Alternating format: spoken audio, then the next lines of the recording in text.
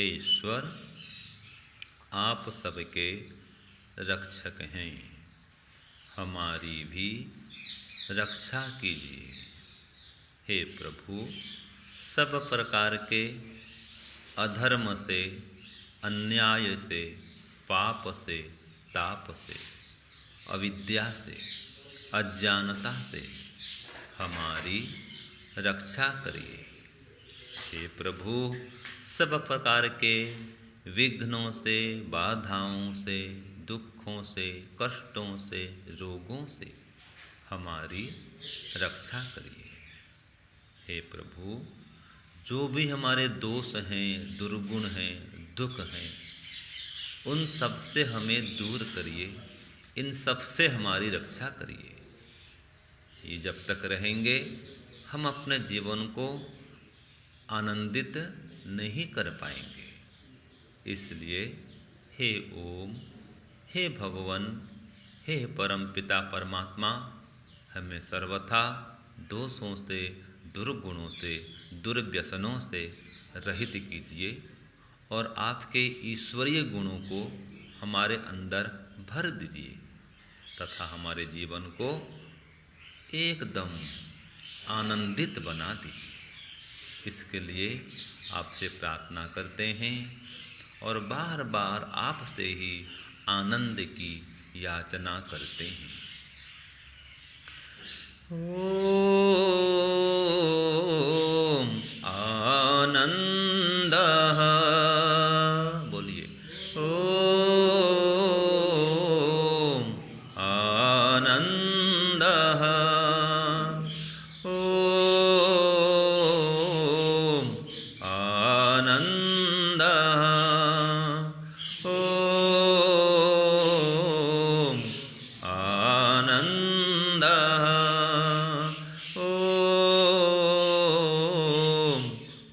आनंदः, ओम आनंदः प्रभु, ओम आनंदः। हे प्रभु, ओम आनंदः, ओम आनंदः, ओम आनंदः, ओम आनंदः, आनंदः, आनंदः। बोलिए हे ईश्वर, आप आनंद स्वरूप हैं, हमें भी आनंद दीजिए। ओम आनंदः। हे प्रभु, आप अनंत आनंद के भंडार हैं, हमें भी आपके आनंद का पान कराइए। ओम आनंदः। हे प्रभु, आप सर्वत्र आनंद से ओतप्रोत हैं, हमें भी आपके आनंद से ओतप्रोत कीजिए। ओम आनंदः। हे परमपिता परमात्मा, आप हमारे अंदर बाहर सभी जगह आनंद से परिपूर्ण हैं, हमें भी आपके आनंद से परिपूर्ण कीजिए। ओम आनंदः। हे प्रभु, आप जड़ चेतन समस्त चराचर जगत में आनंद से व्याप्त हैं, हमें भी आपके आनंद से व्याप्त कराइए। ओम आनंदः। हे प्रभु, आप 100% आनंद से युक्त हैं। हमें भी 100% आनंद से युक्त करिए। ओम आनंदः। हे प्रभुदेव, आप ही और केवल मात्र आप ही आनंद स्वरूप हैं।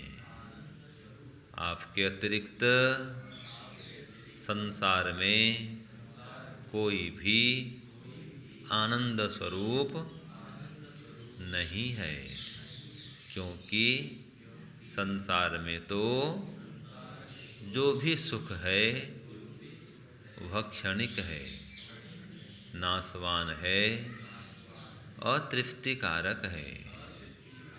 किंतु आपका आनंद तृप्तिकारक है, शांतिदायक है, पूर्ण है और अनंत है।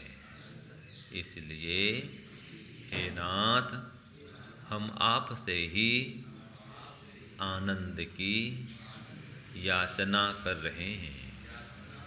हे नाथ, हे भगवन, हे ओम, हमें आपके आनंद की प्राप्ति कराइए और हमें जन्म मरण के बंधन से मुक्ति दिलाकर समस्त दुखों से निवृत्ति दिलाइए।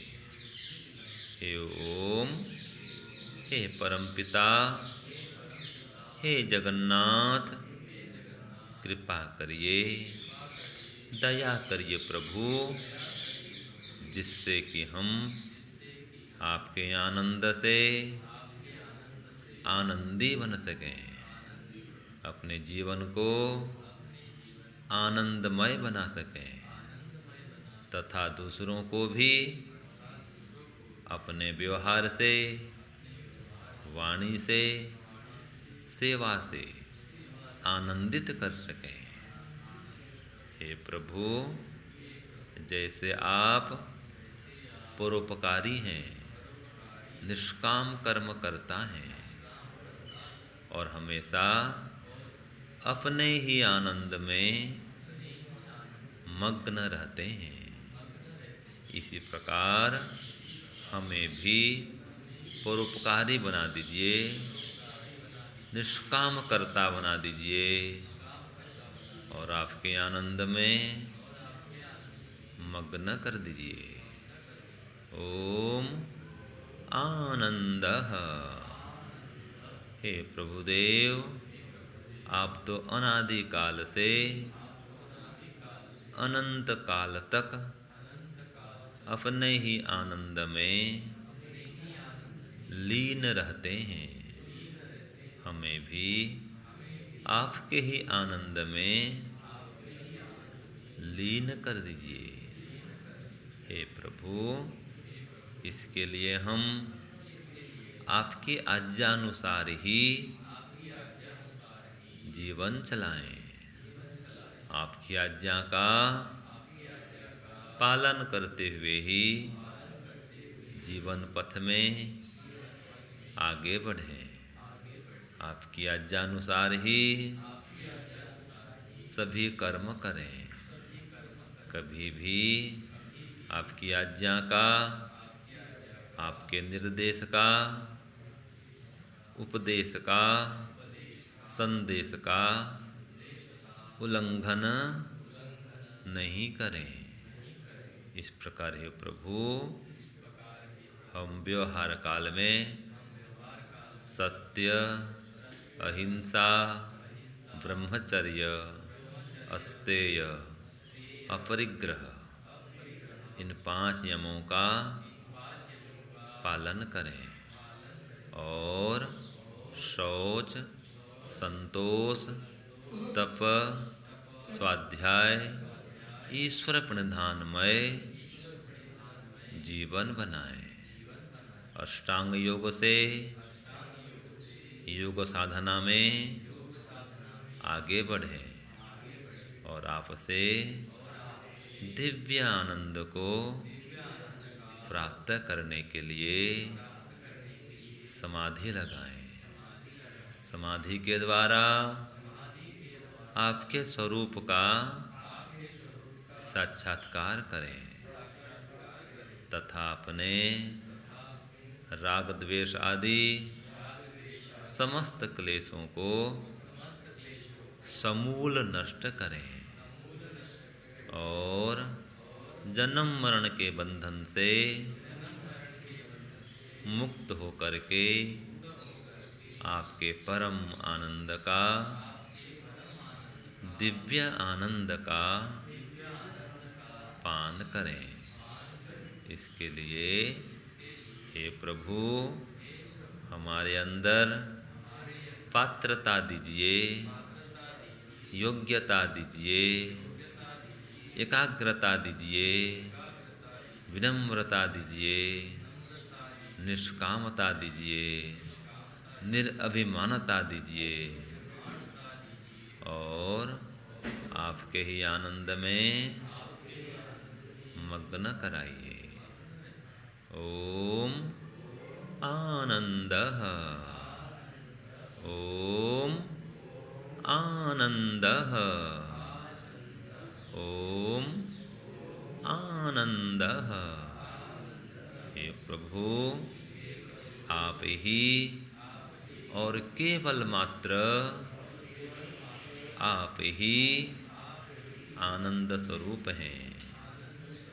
हमें भी आपके आनंद की अनुभूति कराइए। ओम आनंदः,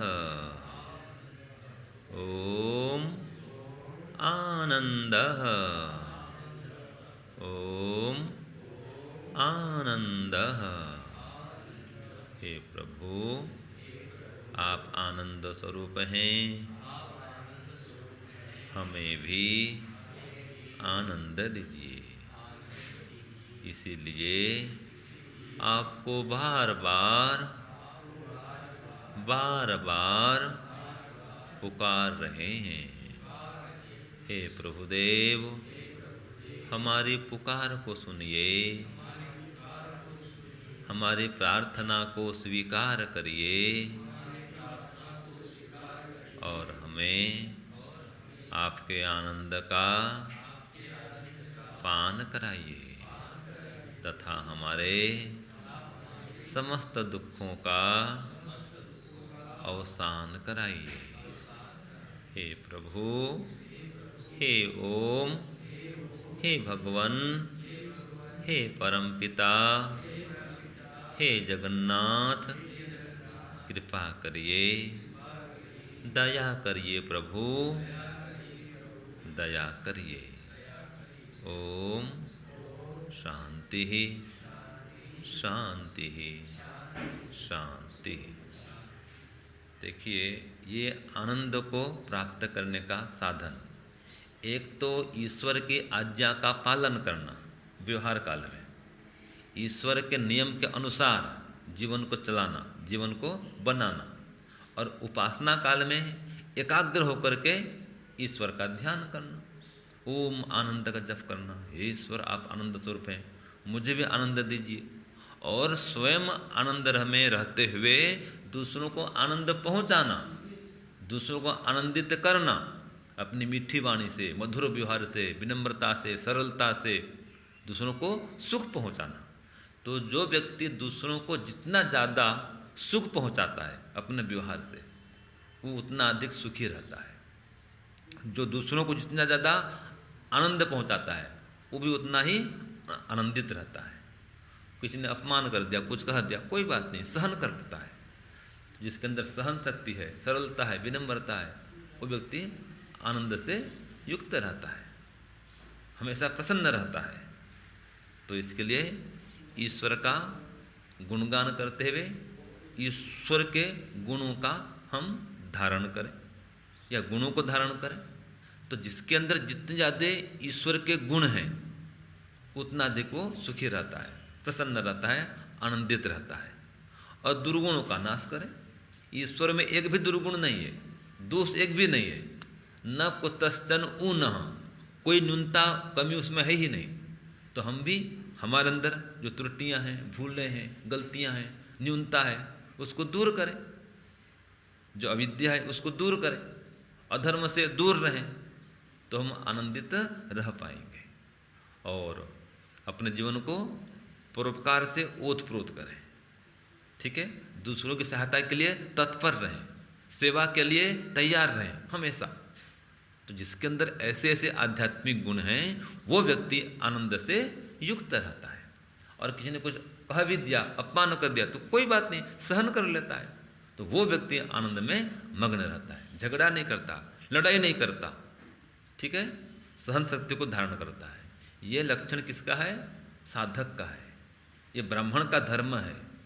क्षत्रिय लड़ाई करेगा, वो सहन नहीं करेगा, वो तो प्रतिकार करेगा, अन्याय का दमन करेगा, वो काम राजा का है। ठीक है, क्षत्रियों का होता है। जो ब्राह्मण बन जाता है उसके लिए सहन करना धर्म है। उपदेश करेगा क्षत्रियों को, भाई वो अन्याय कर रहा है, अधर्म कर रहा है, उसको दंड दो। खुद लड़े झगड़ा नहीं करेगा।